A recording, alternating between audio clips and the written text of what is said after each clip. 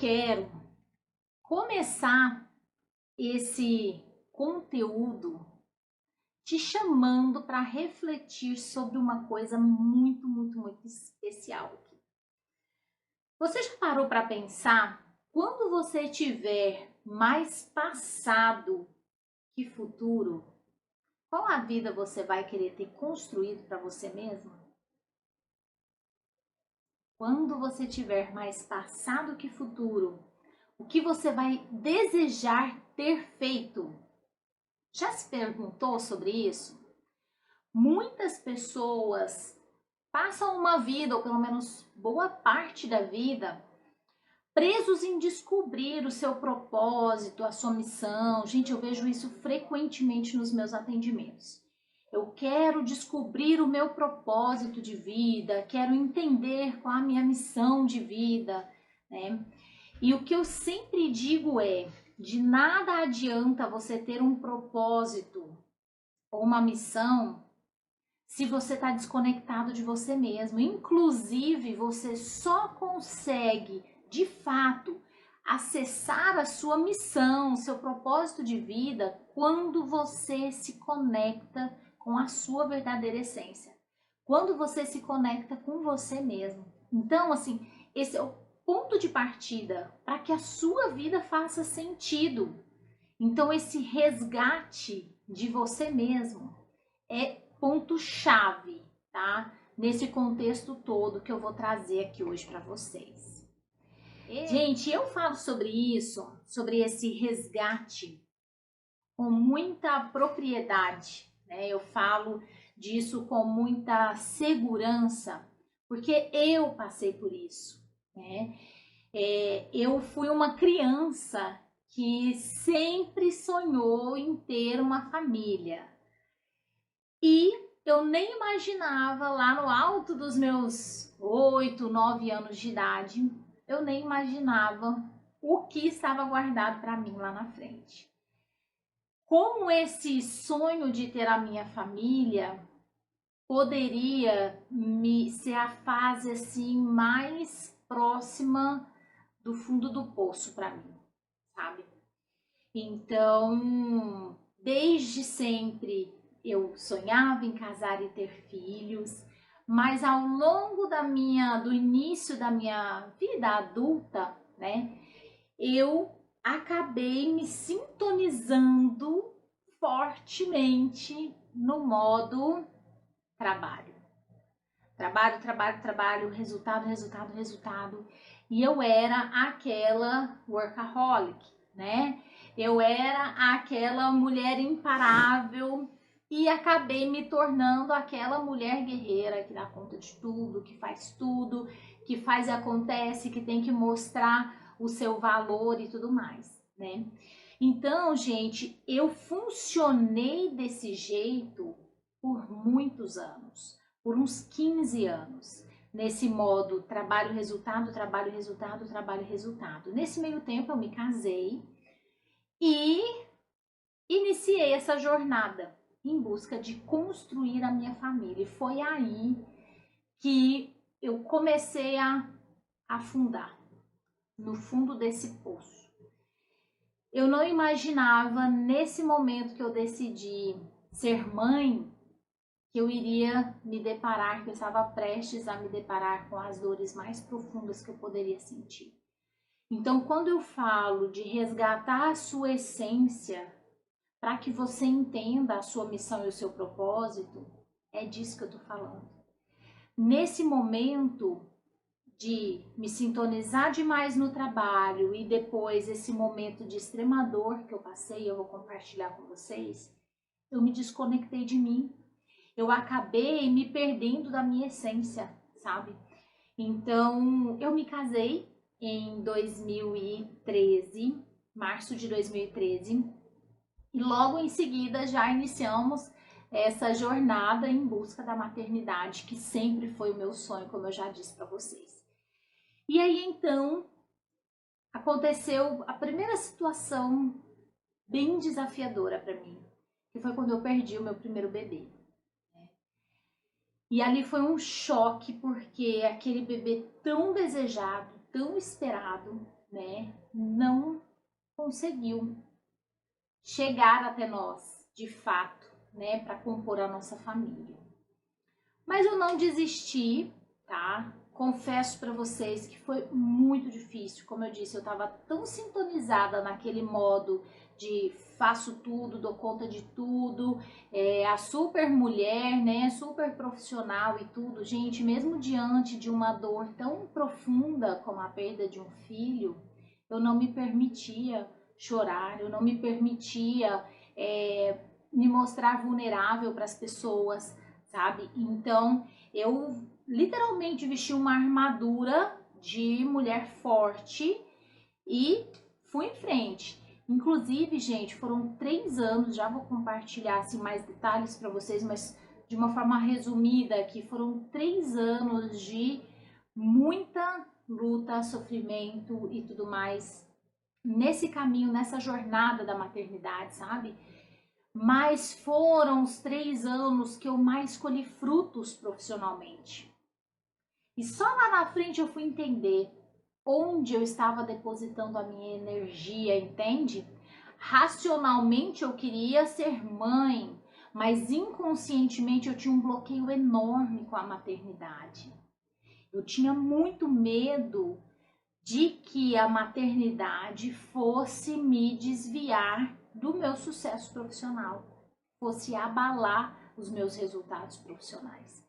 Então, esse conflito interno, eu não tinha clareza disso antes, mas ele foi constante durante toda essa jornada, né? Então, depois desse bebê que eu perdi, logo que eu me casei, assim que a minha médica me liberou, nós engravidamos novamente, né? E quando eu fui fazer o ultrassom, a expectativa era de eu ver o coraçãozinho. Mas aí não tinha coraçãozinho. E então minha médica falou: olha, na próxima semana a gente vai fazer um outro ultrassom, né? E tem que ter coraçãozinho. Porque às vezes a gente errou nas contas e tal, às vezes ainda tá muito cedo. E foi uma semana assim, que pareciam meses. Fizemos o outro ultrassom e realmente foi constatado que o bebê não estava se desenvolvendo.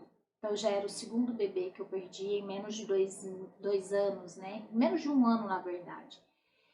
E ali eu fiquei bem abalada.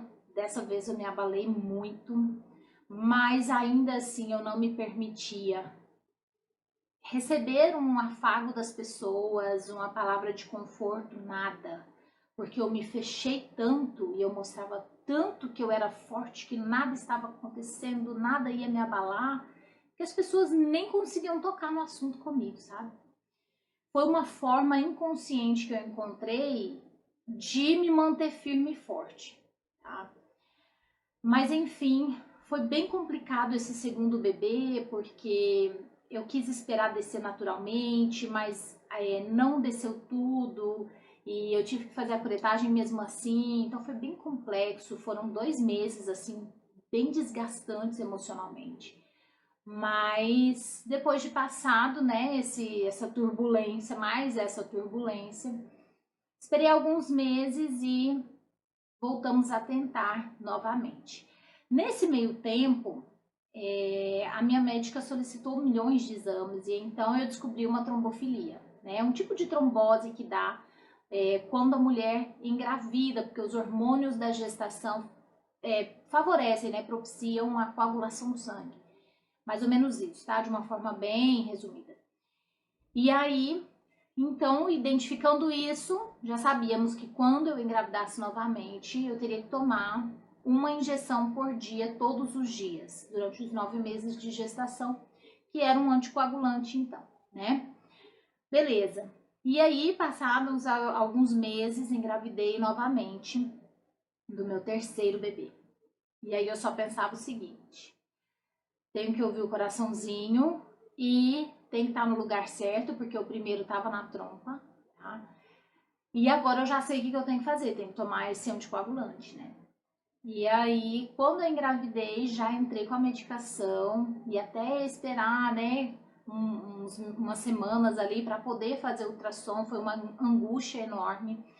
E eu já tinha tomado por 15 dias o anticoagulante até que a gente conseguiu fazer esse ultrassom e o bebê estava na trompa, igual o primeiro. Então ali, gente, foi assim muito, cada bebê que eu perdi foi ficando assim mais desgastante, sabe, emocionalmente, suportar tudo isso. E esse terceiro bebê era início de dezembro, assim, meados de dezembro, quando a gente estava acompanhando tudo isso, viu que estava na trompa, e aí vai ter que fazer cirurgia, não vai ter que fazer cirurgia, foi uma confusão. E o bebezinho estava crescendo ali na trompa, então eu virei uma bomba relógio, né? Resumidamente. E até que, enfim, tivemos que fazer uma cirurgia de emergência dia 24 de dezembro. Então, todo mundo comemorando o Natal e eu entrando para o centro cirúrgico para fazer a retirada desse bebê. E retirei a trompa também, né, que tava esse bebê. E ali, gente, o meu chão se abriu, assim. Nesse dia eu desabei, sabe? Porque eu tinha muito medo de não conseguir ser mãe. O meu grande sonho sempre foi ter a minha família. E eu me perguntava onde eu me perdi de mim mesma, né? Será que eu não vou conseguir ser mãe? E é muito louco hoje, com todo o conhecimento que eu tenho nessa área do desenvolvimento humano, né, da gestão das emoções e tudo. Hoje eu consigo enxergar claramente. Mas eu olho para trás e eu vejo como é louco, né? Que a gente está no olho do furacão, a gente está no meio da confusão, a gente não consegue enxergar. Mas hoje é muito nítido para mim que, embora eu quisesse racionalmente ser mãe, ter a minha família, inconscientemente eu tinha inúmeros bloqueios com relação à maternidade. Eu tinha medo de não ser boa o suficiente, eu tinha medo de não atender às minhas próprias expectativas como mãe, né? Eu tinha medo da maternidade atrapalhar a minha vida profissional. Então eu tinha muitos medos que rodeavam a missão de ser mãe, né? Então, hoje eu vejo isso com clareza, mas antes eu não conseguia enxergar tudo isso.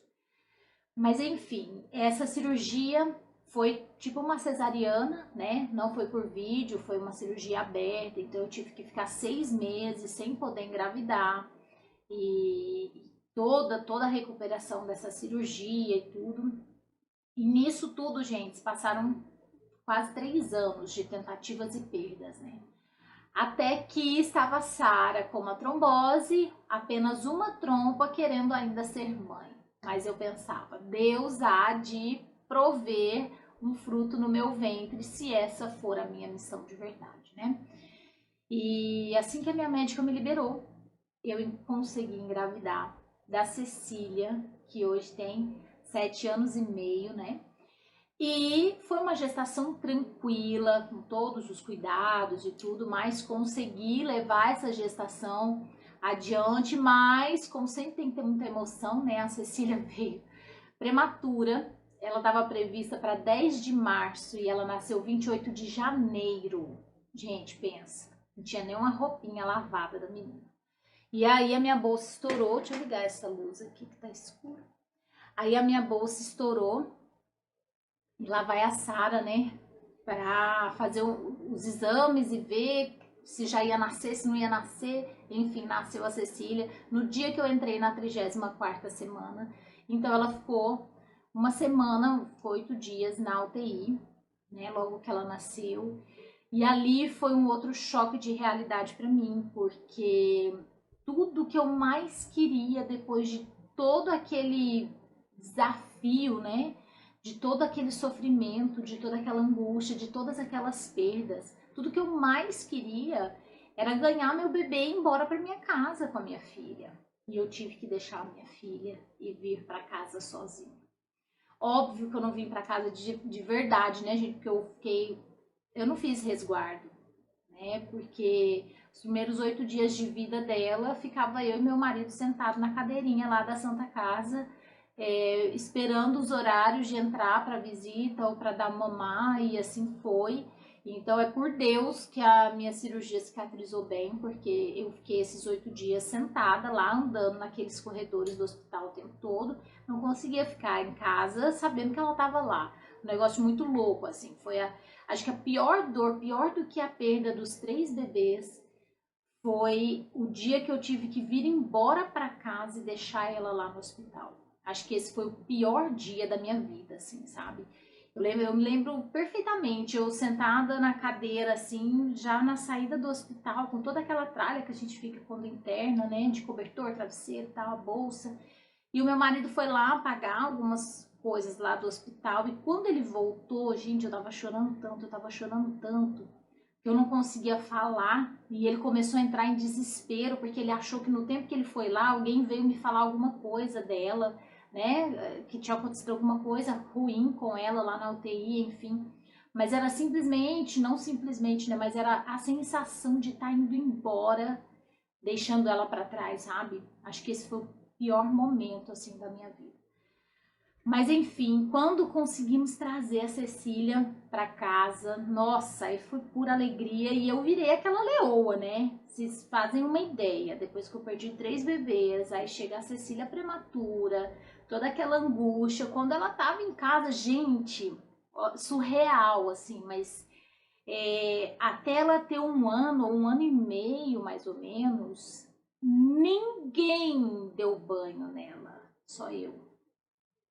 Nem a minha mãe, nem a minha funcionária, nem o meu marido, e olhe lá, às vezes ele dava um banho, coisa rápida, mas depois de 6 meses, tá? Mas assim, de uma forma geral, até 1 ano e meio de idade, nenhum banho foi dado por outra pessoa, a não ser eu ou meu marido, raríssimas exceções. Então assim, eu fiquei meio louca, sabe? Fiquei meio pinel, assim, mergulhei de cabeça na maternidade, e como eu disse pra vocês, eu era super mega workaholic. Então eu era a que trabalhava, viajava para trabalhar. Eu tenho 16 anos de Mary Kay, se eu não faço 17 anos de Mary Kay, uma equipe grande, então eu sempre viajei muito para dar suporte para minha equipe, para treinar minhas consultoras e tudo. E eu trabalhava muito, né? E de repente pus o pé no freio, né? Nem tirei o pé do acelerador, não. Eu pus o pé no freio mesmo e mergulhei na maternidade. E isso, gente, eu fiz conscientemente, mas isso abalou demais a nossa vida financeira, porque eu sempre contribuí financeiramente de forma importante em casa. Então, naquele momento, escolher a maternidade nos fez ter que abrir mão de outras coisas, sabe? E aquilo começou a me causar um conflito. Então foram inúmeras situações ao longo da minha vida onde eu me desconectei de mim mesma e eu fui me perdendo de mim, sabe? E eu acredito que a maioria de vocês, ou pelo menos uma boa parte de vocês, já sentiu isso em algum momento. De repente você parar para olhar e falar assim, peraí, né? Eu me perdi de mim, onde que eu tô, o que que eu quero, para onde que eu vou, isso aqui não tá fazendo sentido para mim, né? Então eu fiquei meio perdida assim, e agora? Eu sou mãe, ou eu sou profissional, ou eu sou esposa, ou eu sou mulher, o que que eu sou, né, no meio disso tudo? E no meio desse emaranhado todo, a Cecília já perto de 3 anos de idade, resolvemos ter mais um filho, porque eu sempre quis ter pelo menos 2 filhos e ela já estava crescendo muito, ia dar muita diferença.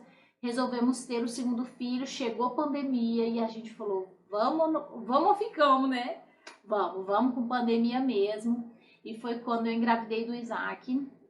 E ele nasceu, ele e a Cecília tem 4 anos de diferença praticamente, né? 3 anos e 10 meses mais ou menos de diferença de idade.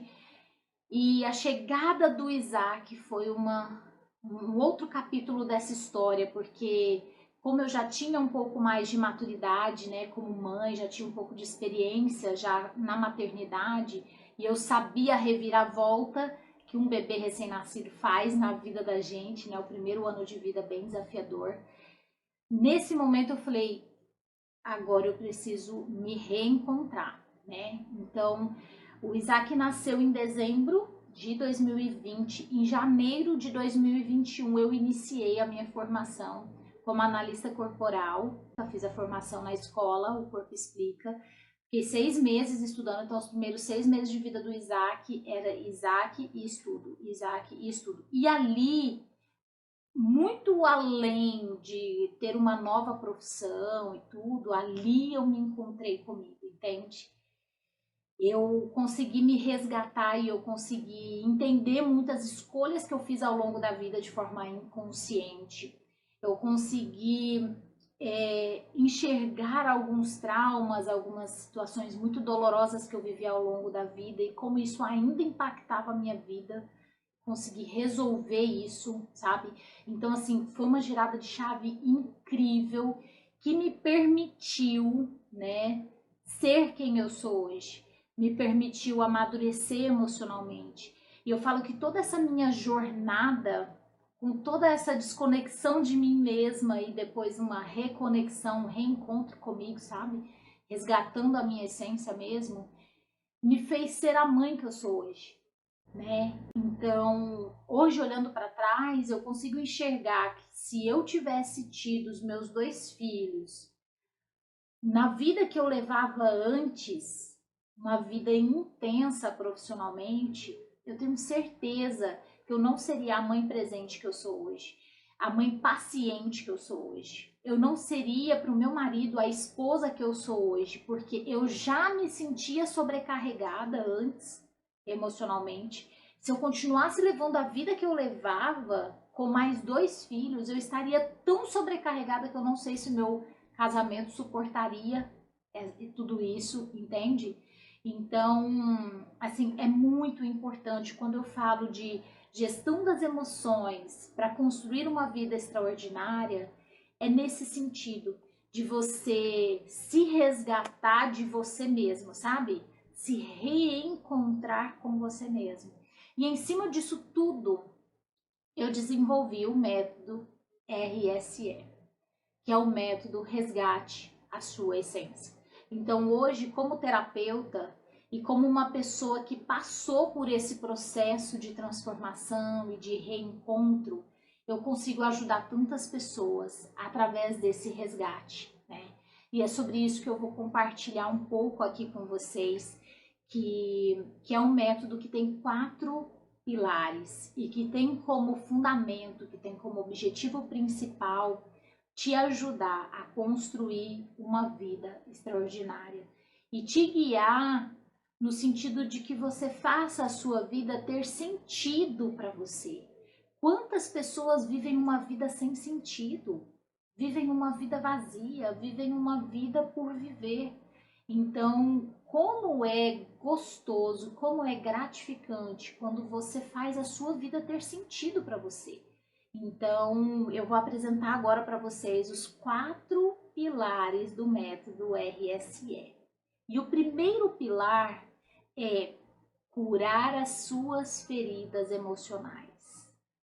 Durante toda essa trajetória, né, foram 4 anos de luta, 3 anos, perdão, de luta, né, de perdas, foram 3 bebês que eu perdi, e depois chega a Cecília prematura, então foram inúmeros desafios. Eu literalmente fui no fundo do poço. E ali, quando eu perdi o terceiro bebê, quando eu fiz aquela cirurgia, gente, para retirada da trompa e do bebê, literalmente, quando passou assim aquele período do repouso, que é tipo um resguardo mesmo, né? Que você tem que fazer uma cirurgia, uma cesariana. Gente, eu literalmente me senti assim, ó, juntando os caquinhos, colocando dentro de uma sacola para conseguir continuar a vida, sabe? Só que nesse momento, em toda essa jornada, eu de certa forma relembrei e revivi feridas emocionais, dores emocionais que estavam guardadas e que eu vivi lá atrás e que o negócio só estava se repetindo, sabe?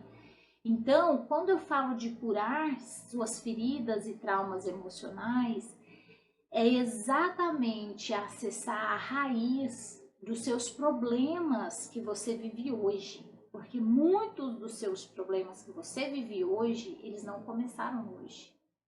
Eles têm uma raiz emocional, eles têm um start, eles têm um início. E muito frequentemente esse início está lá na sua infância.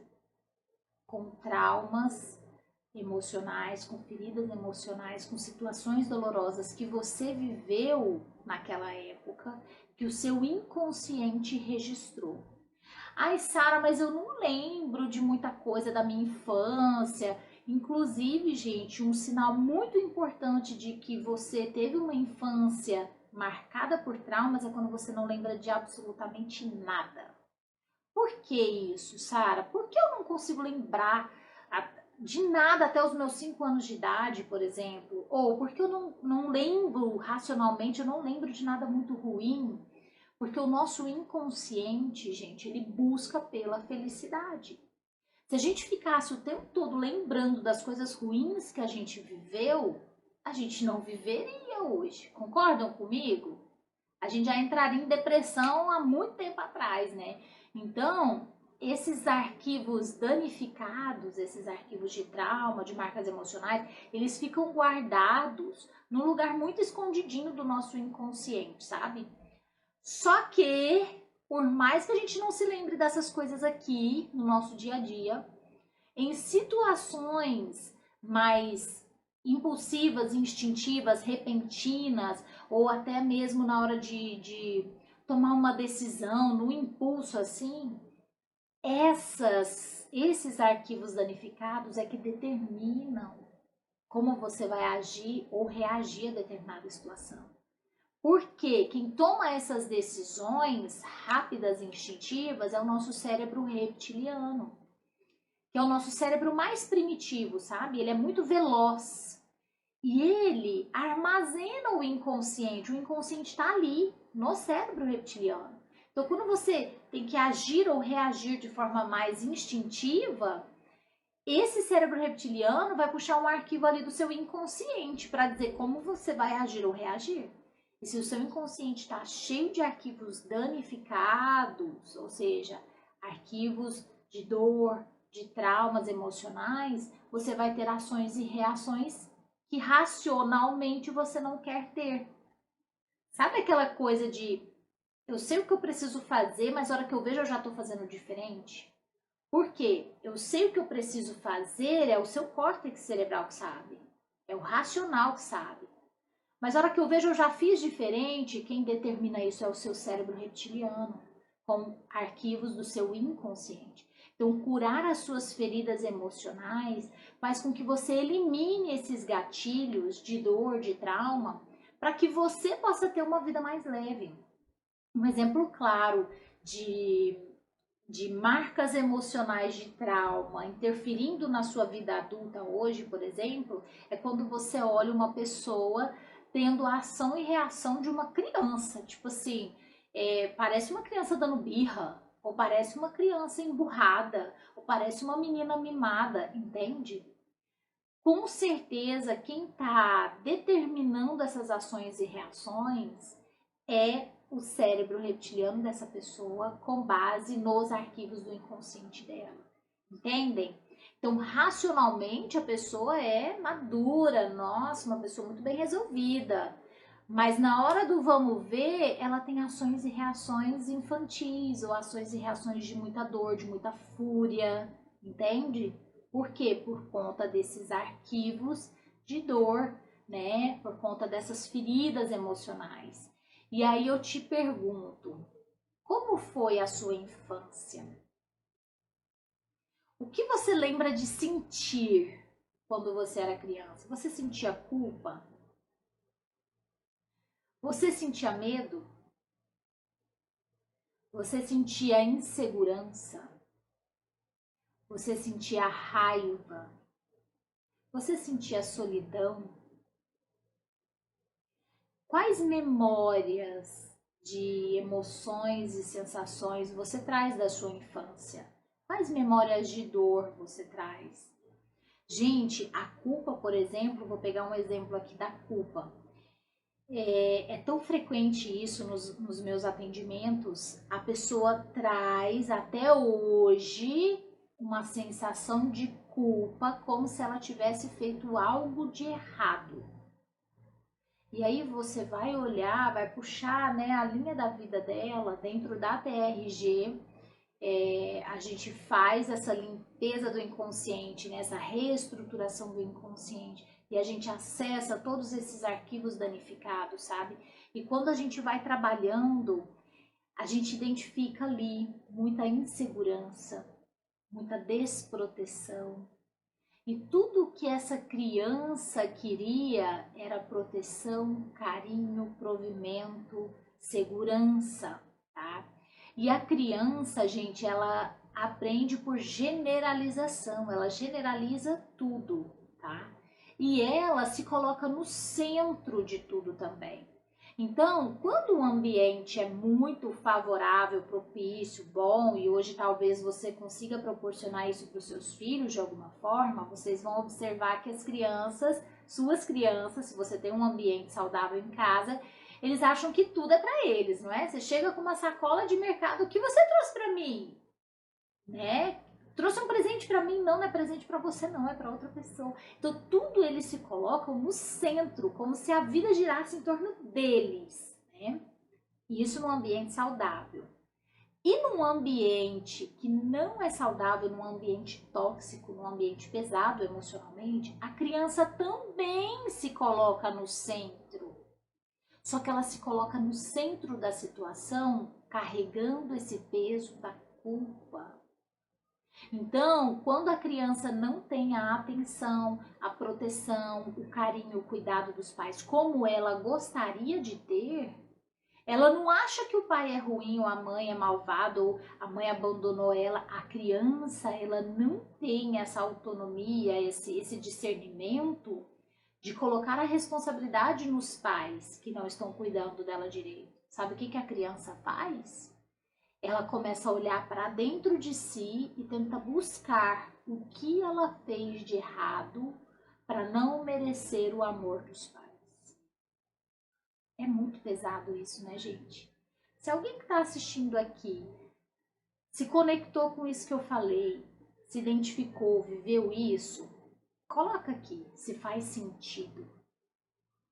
Porque isso é muito frequente nos meus atendimentos. Aí você vê uma mulher adulta hoje que é super insegura para tomar uma decisão, para se posicionar diante de uma coisa importante do trabalho, por exemplo, porque ela tem sempre essa sensação de que ela está fazendo algo de errado, ela se sente culpada. De onde vem essa culpa, gente? Vem da desproteção lá atrás. Era uma criança de 4 anos que tinha que cuidar da irmã recém-nascida. E ainda tinha que lavar a louça e limpar a casa. Uma criança de 5 anos, ela tem condições de fazer tudo isso? Não. Então, ali naquele momento, ela se sentia desprotegida. Tudo que ela queria era brincar. Ter uma mãe para cuidar dela e se responsabilizar por ela.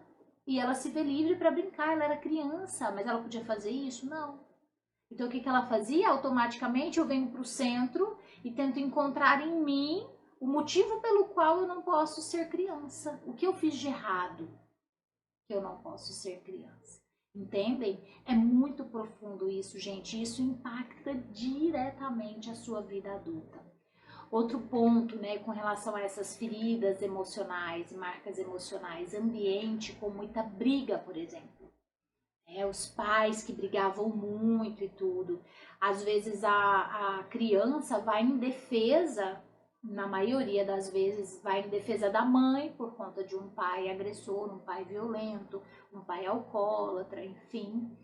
E ali a criança passa a se sentir responsável por proteger a mãe ou por proteger os irmãos numa situação de tanta vulnerabilidade. Mas, gente, uma criança consegue proteger um adulto numa situação dessa? Não. E muitas vezes é o que eu trabalho em terapia. Quem te pediu para ir lá proteger sua mãe? Ninguém. Só que a criança achou que ela tinha que ir lá proteger a mãe do pai que batia nela, entende? Então é muito doido o que a gente faz com a gente, e aí você sintoniza nisso, nesse automático, e você segue a vida inteira sintonizada assim, tá? E aí é a pessoa que carrega essa culpa, ou é uma pessoa que não consegue, por exemplo, se sentir realizada por ela mesma, se ela olha para o lado e às vezes a irmã não está tão bem quanto ela. Mas peraí, o que a sua irmã está fazendo para estar bem? Não está fazendo nada, você está fazendo sua parte para você estar bem. Só que ela não consegue se sentir totalmente feliz, porque ela acha que ela tem que cuidar da irmã. Ela só consegue ser feliz se a irmã também estiver feliz. Ou a mãe, ou o pai, ou enfim. Então é uma dependência emocional muito grande, é uma mistura de emoções. E tudo isso tem uma raiz lá nos traumas e nas feridas emocionais. Como que a gente resolve isso, gente? Primeira coisa, autoconhecimento. Então, você entender sua trajetória de vida, você identificar a raiz desses problemas que você vive hoje. Então, assim, ter clareza sobre tudo isso é o primeiro passo para você curar essas feridas emocionais. Segundo passo, fazer terapia. Aqui eu vou falar da TRG porque é o que eu uso de ferramenta para auxiliar os meus clientes nesse processo, né, de curar as suas feridas emocionais. Mas se você já faz qualquer outra terapia, esse é o caminho, tá? De forma que você consiga acessar essas dores, essas feridas e consiga resolver isso de fato, para você se sentir livre para avançar e prosperar na vida. Então a terapia é fundamental. E tem pessoas que conseguem fazer essa cura das feridas emocionais através da espiritualidade, né? Então é um passo importante também você se conectar dentro da sua religião. Aqui não vou entrar fundo em religião, mas dentro da sua religião, fortalecer o seu lado espiritual, né? É importantíssimo para que você tenha força, né? Para que você se sinta forte mesmo, para que você tenha essa estrutura de fazer essa cura das suas feridas emocionais, certo? Tá fazendo sentido para vocês, gente?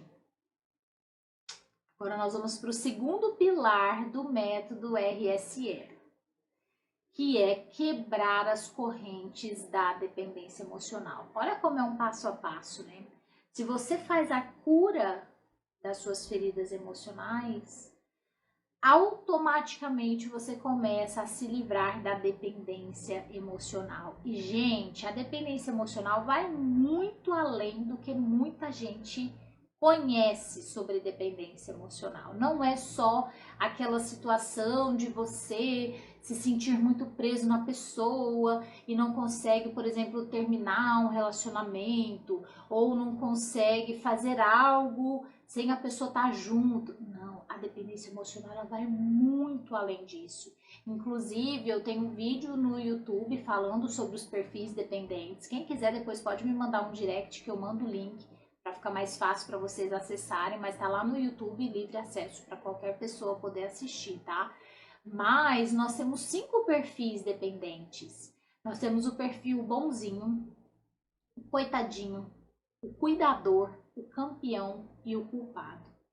Acabei de falar das feridas emocionais e eu ilustrei brevemente sobre o perfil cuidador e sobre o perfil culpado. Então vocês conseguem perceber que as feridas emocionais, essas marcas emocionais da infância fazem com que a gente desenvolva essa dependência emocional com alguém, né? Então, às vezes eu vou atender uma pessoa e ela tá lá numa busca incessante por, sei lá, por mostrar o seu potencial, o seu valor e tal, e aí pera, calma, respira. Você quer provar o quê para quem?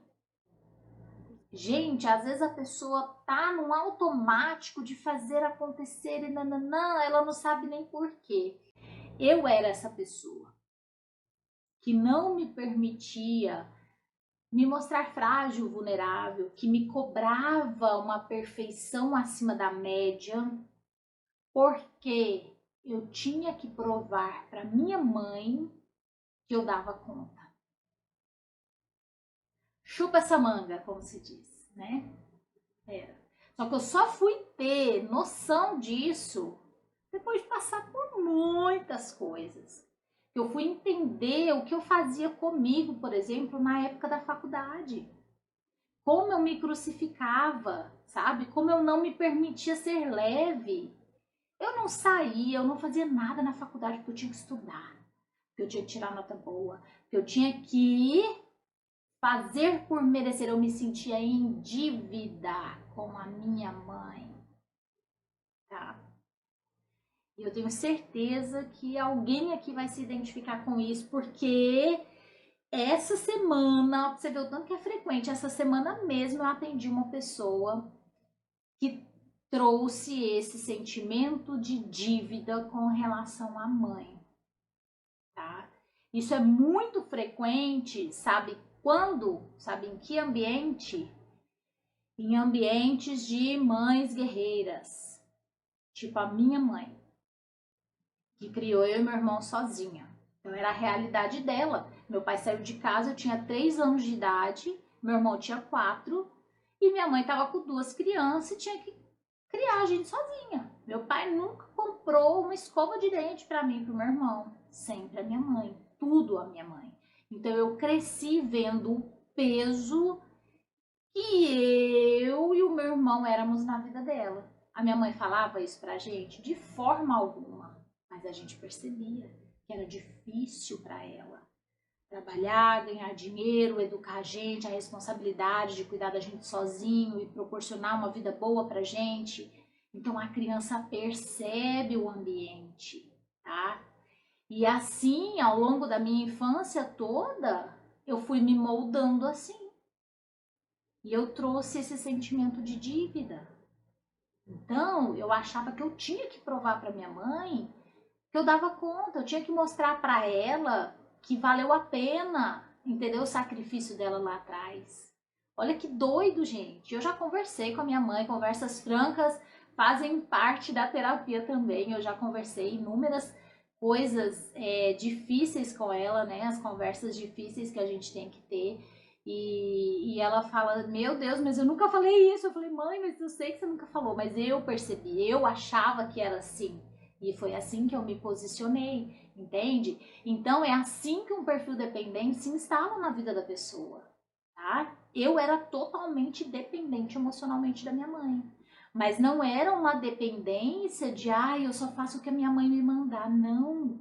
Era uma dependência do perfil campeão. Eu precisava provar para minha mãe que eu dava conta. Estão conseguindo entender, gente, que a dependência emocional ela vai muito além do que a maioria das pessoas conhece por dependência emocional? E quebrar as correntes dessa dependência emocional é o segundo pilar do método RSE, porque enquanto você não quebra as correntes da dependência emocional, você não consegue se ver livre para fazer as suas escolhas, para fazer do seu jeito. Hoje, o meu jeito de maternar é totalmente diferente do jeito de maternar da minha mãe. Eu hoje faço com os meus filhos o que a minha mãe não pôde fazer por mim e pelo meu irmão, ou que ela não fazia com a gente. Porque nós vivemos um contexto totalmente diferente. Eu sou diferente, né? Eu tenho o meu marido em casa, eu tenho esse suporte do pai dos meus filhos, ela não teve. Então, assim, cada um na sua realidade, né? Mas eu, no início, quando eu tinha só a Cecília, antes de mergulhar nesse universo do autoconhecimento e tudo, eu achava que eu tinha que fazer como a minha mãe fez comigo. Eu ainda estava presa ali nessa dependência emocional. Então, o único jeito de maternar que eu enxergava era o jeito de maternar da minha mãe. E isso me trouxe um conflito enorme, né? Porque eu estava enxergando já um mundo totalmente diferente, só que eu ainda estava presa aqui na dependência emocional. Então, é muito, muito, muito importante quebrar as correntes dessa dependência emocional. Tá? Então, a gente resolve a dependência emocional, a gente se livra da dependência emocional fazendo escolhas. Tá? Qual o difícil que você escolhe? Então, assim, para quem tem dependência emocional, vai entender o que eu estou dizendo. Tá? Eu vou trazer um exemplo aqui para vocês, gente, de uma mentorada minha, tá? da mentoria Lapina da Mulher Guerreira. E assim, sempre que eu conto essa história dela, ela já me autorizou compartilhar a história dela. Claro que eu não falo o nome, mas ela me autorizou compartilhar a história dela. E todo mundo se vê nesse conflito, nesse impasse. É uma ilustração perfeita de como romper ou não, né, a dependência emocional, de você se ver nessa posição de fazer uma escolha saudável para você, tá? Porque, gente, a dependência emocional é um distúrbio de prioridades, onde você coloca o outro no centro da sua vida e passa a fazer as suas escolhas com base, né, querendo agradar e atender às necessidades e expectativas dessa pessoa que está no centro da sua vida e não atender às suas necessidades e às suas expectativas, entende? Então, a dependência emocional é quando outra pessoa está no centro da sua vida. Isso pode ser sua mãe, pode ser sua irmã, pode ser, enfim, qualquer pessoa. E aí, então, vou compartilhar essa história dessa minha mentorada que, assim, ilustra muito essa questão da dependência emocional. Olha só o cenário, gente. Ela chegou para mim e ela tinha quase um ano já que ela estava juntando dinheiro, ela e o marido, para eles fazerem uma viagem de fim de ano, viajar para a praia, tá? Com os filhos.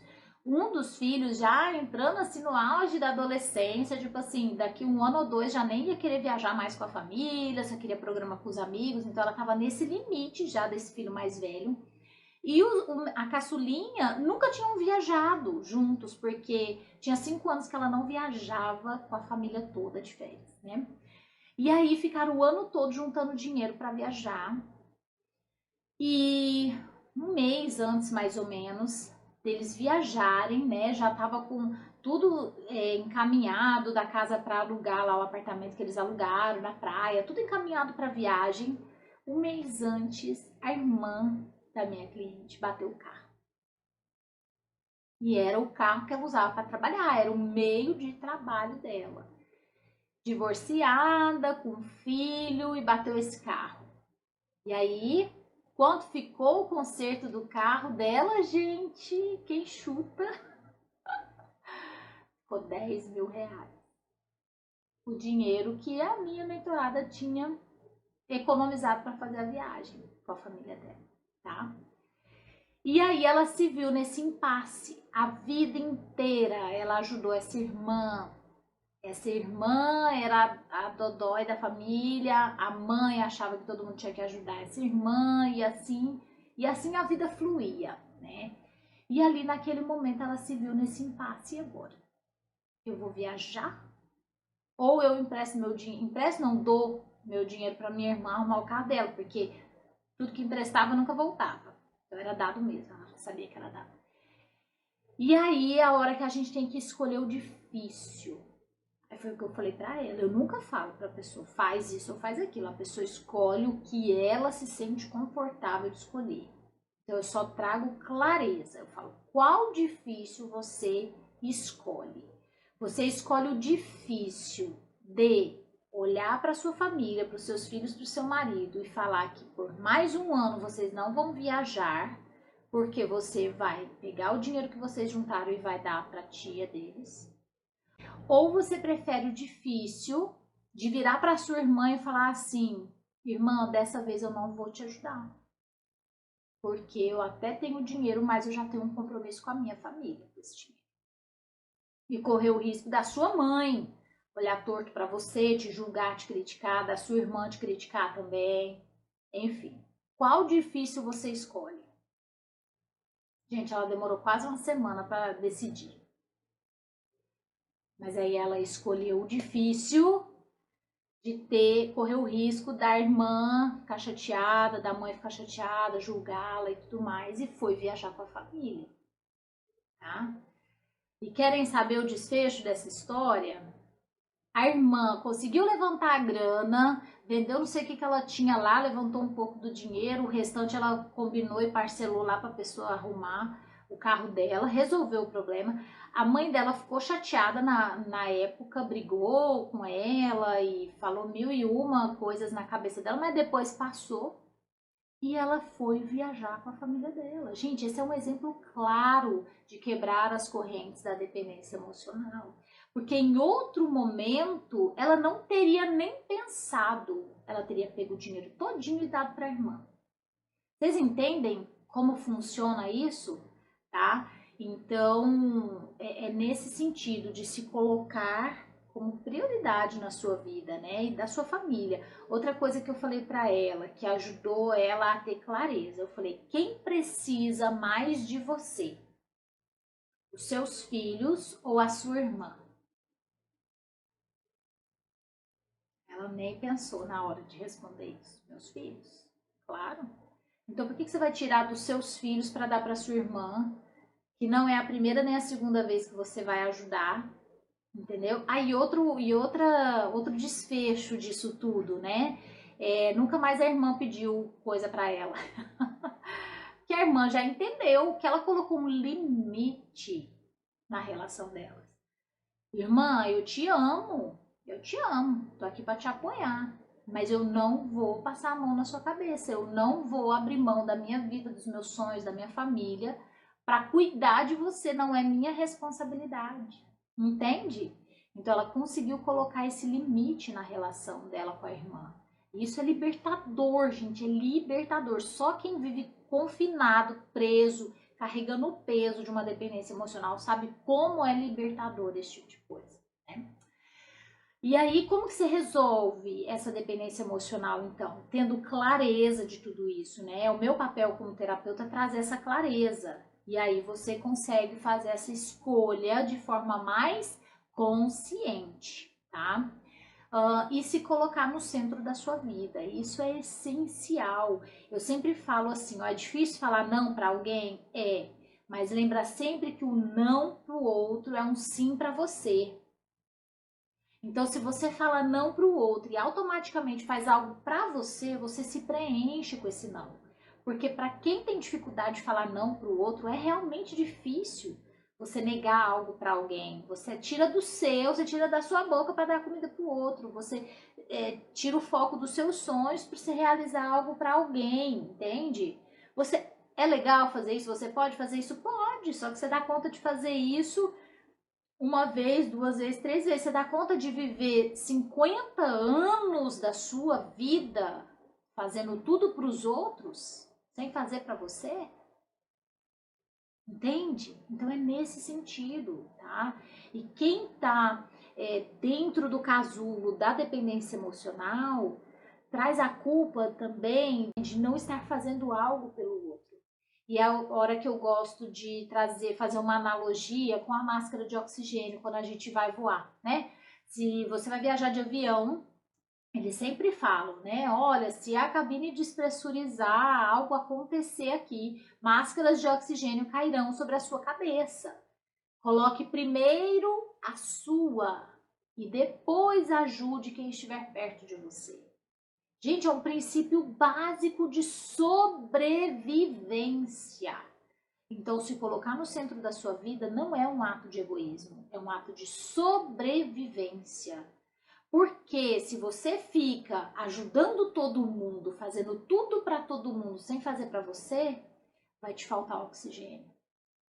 Você tá lá colocando a máscara de oxigênio em todo mundo e você tá sem máscara, uma hora você cai dura. Você consegue salvar 2, 3, 5 pessoas? Sim. Só que se você colocar a sua máscara primeiro, você consegue salvar 30.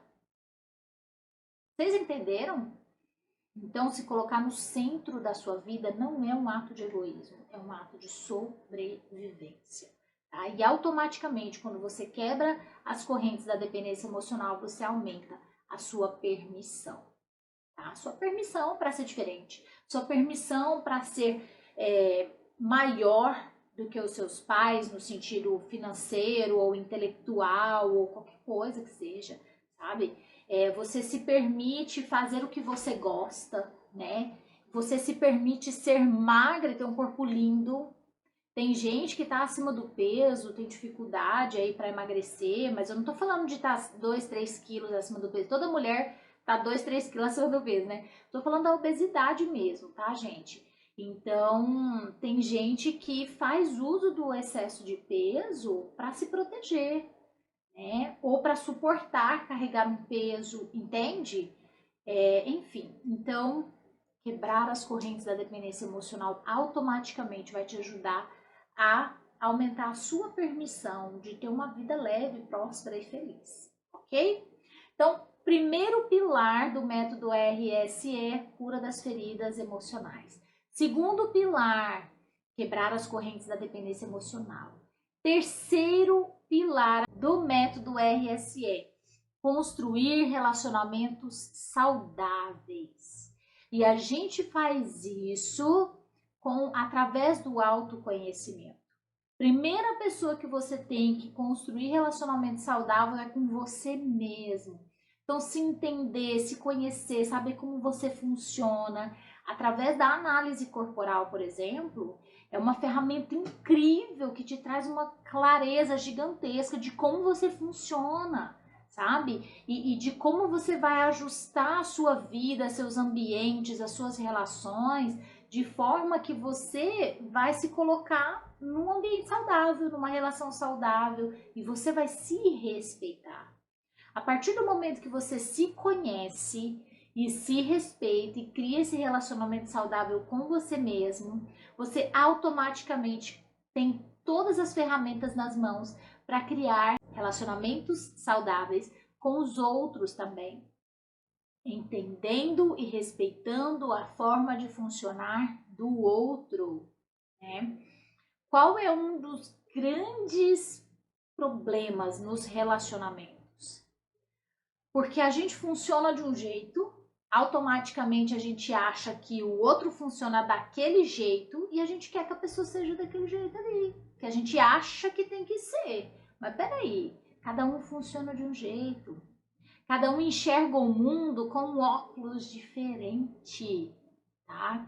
Então, às vezes a forma de funcionar do outro, a forma de se comunicar, a forma de expressar o que sente, o que pensa, a forma de enfrentar os desafios é diferente da sua.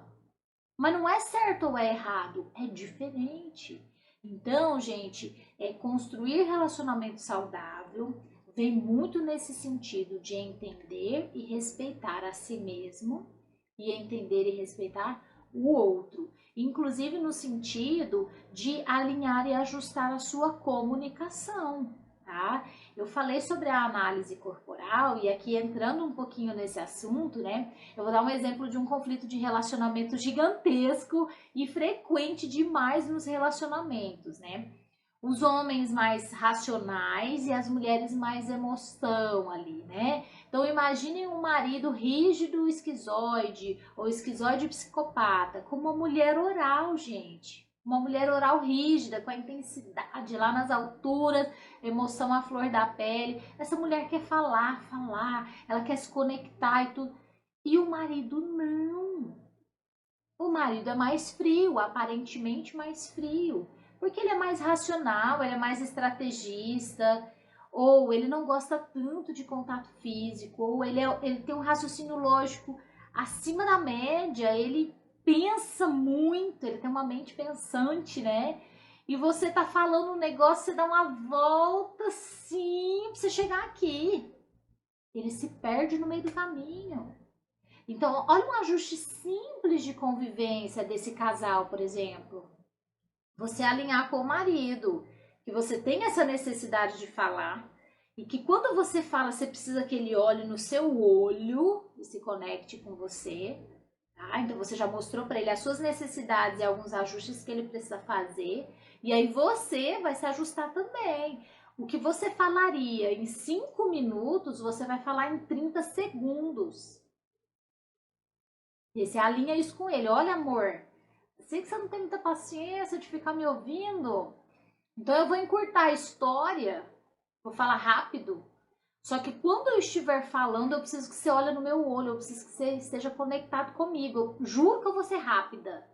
Ok, alinhamos. E aí pronto, aqui em casa o acordo é esse, tá? Porque é um tal de ir falar alguma coisa, tá lá no celular, né? Aí eu começo a falar e paro. Na pose elegante. Momento de silêncio.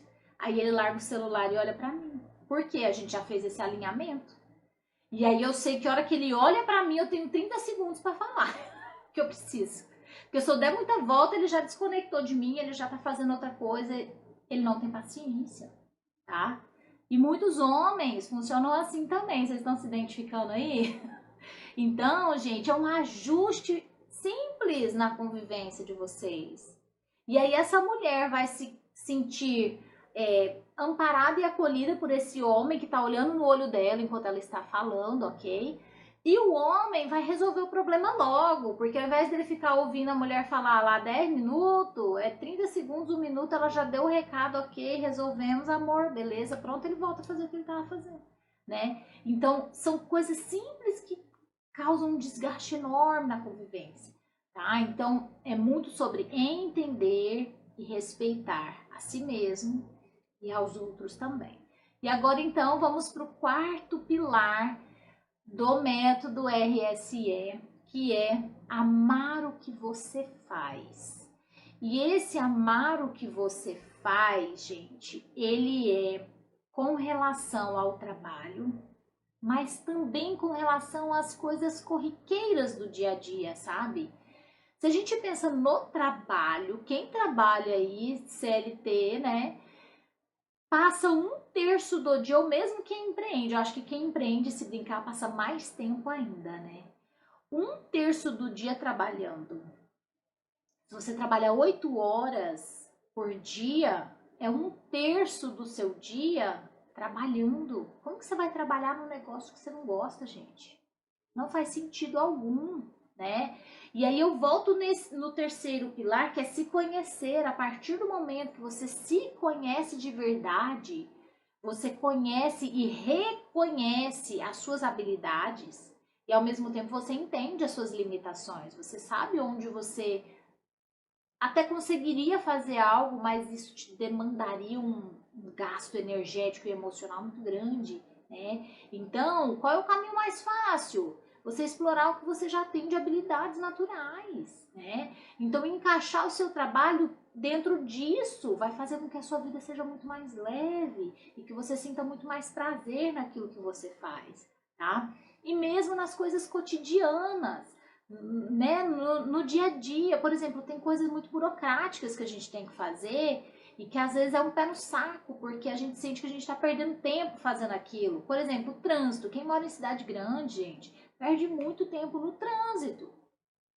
Faça desse momento algo produtivo para você. Coloca um podcast, coloca um vídeo legal, assiste um documentário, ouça alguma coisa, sabe, construtiva, que seja ouvir uma música boa que te agrade durante esse percurso que você está preso ali no carro, né? Ai, não gosto de cozinhar, mas eu faço o almoço em casa todo dia, por exemplo. Ok, você vai cozinhar? Liga uma música que você gosta, entendeu? Ah, tá lavando louça, tá lavando roupa, o que quer que seja. Gente, aqui em casa eu faço algumas coisas da casa, né? Não tô com funcionária todos os dias, então muita coisa da casa eu faço. Por exemplo, lavar roupa. A máquina, minha melhor amiga, a máquina de lavar roupa, não vivo sem ela. Mas mesmo assim ainda tem muita coisinha para fazer. E separe algumas coisas das crianças, tem que esfregar. E aí estende roupa, e recolhe roupa, e ajeita, e dobra, e arruma, e separa o que vai passar. Sabe como que eu faço isso, gente? Eu faço no final de semana. Ligo o ar-condicionado, porque aqui em Rondonópolis é 35, 40 graus fácil, todos os dias. Ligo o ar-condicionado e vou estender roupa e arrumar roupa ali na minha cozinha. Tem um cantinho lá que é só para as roupas. Pego uma taça de vinho, ligo uma música, ou ponho uma palestra que eu quero assistir, ou uma aula de algum curso que eu estou fazendo. E vou fazer essas coisas burocráticas enquanto eu aproveito esse tempo, enquanto eu relaxo, enquanto eu ouço uma música ou qualquer coisa. Esses dias eu postei que eu estava lavando a minha cristaleira, né? Então é uma coisa muito delicada, enfim. Eu que queria fazer. O que eu fiz? Coloquei uma aula do curso que eu tô fazendo. E eu já tinha assistido a aula, eu queria só rever para pegar alguns detalhes, algumas coisas. Eu pus essa aula enquanto eu lavava a cristaleira. Então, assim, é você fazer com que uma atividade burocrática seja produtiva, tá?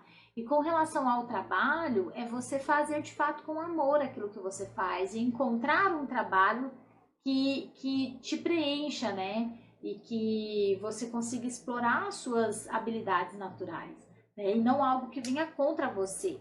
Por exemplo, uma pessoa que não gosta de se relacionar com as pessoas, não gosta de estar em contato com gente, ela é mais metódica, ela é mais reservada e tudo, ela vai se dar muito melhor numa função ali dentro de uma empresa, por exemplo, numa função mais operacional, do que lá na frente lidando com o cliente na parte de vendas, por exemplo.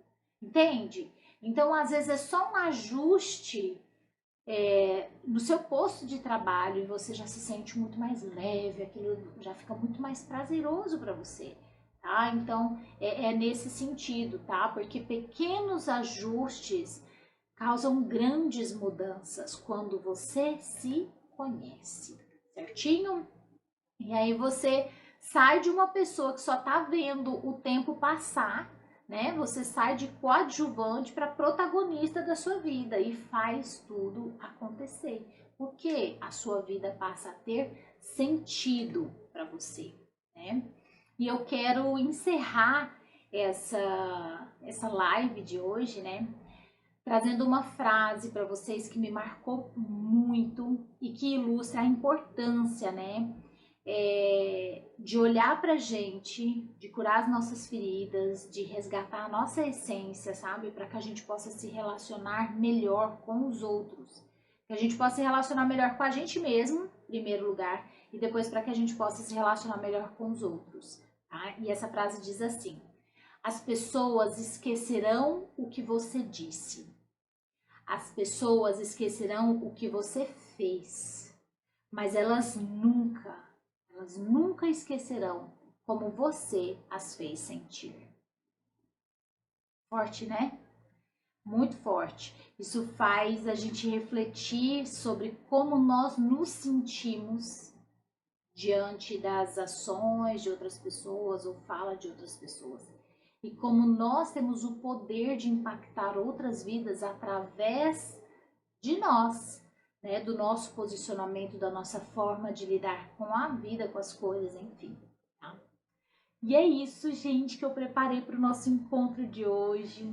Espero ter contribuído de alguma forma com vocês, né, através desses 4 pilares do método resgate, que vocês consigam, de fato, né, se resgatarem aí de dentro de vocês mesmas, né, que às vezes a gente se perde da gente, a gente se desconecta da gente na turbulência da vida, que vocês consigam fazer esse auto-resgate para que a vida faça sentido para vocês. E é isso, quem chegou por agora, eu vou deixar a live salva para que vocês possam assistir o começo, porque o conteúdo tá incrível, tá bom? Um beijo grande, fiquem com Deus.